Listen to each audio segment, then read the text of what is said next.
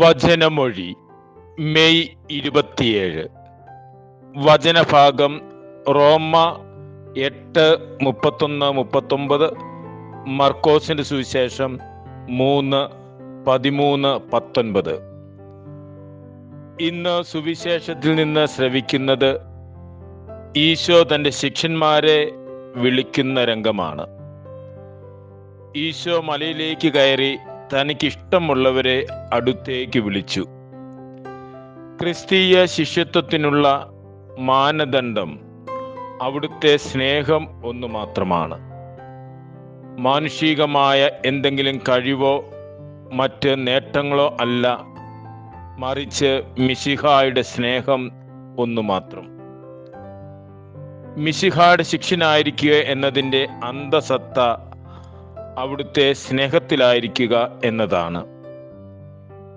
ഈശോ ശിഷ്യന്മാരെ വിളിച്ചത് കൂടെയായിരിക്കാനും അയക്കാനുമാണ്.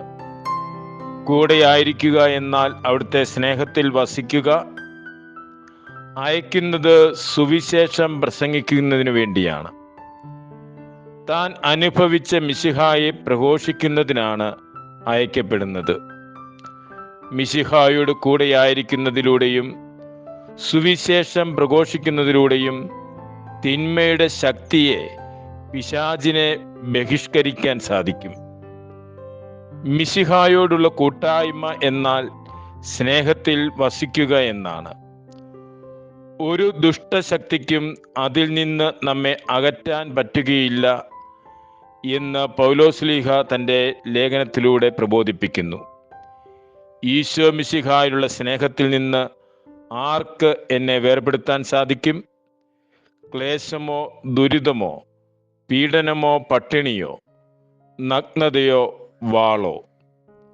നമ്മെ സ്നേഹിച്ചവൻ മുഖാന്തരം ഇവയിലെല്ലാം നാം പൂർണ്ണ വിജയം പ്രാപിച്ചിരിക്കുന്നു. മിശിഹായോട് കൂടെയായിരുന്നു കൊണ്ട് ദൈവസ്നേഹത്തിൽ വസിച്ച് ദുഷ്ടശക്തികളുടെ മേൽ വിജയം വരിക്കുവാൻ നമുക്ക് പരിശ്രമിക്കാം. അതിനായി കൃപ പ്രാർത്ഥിക്കാം.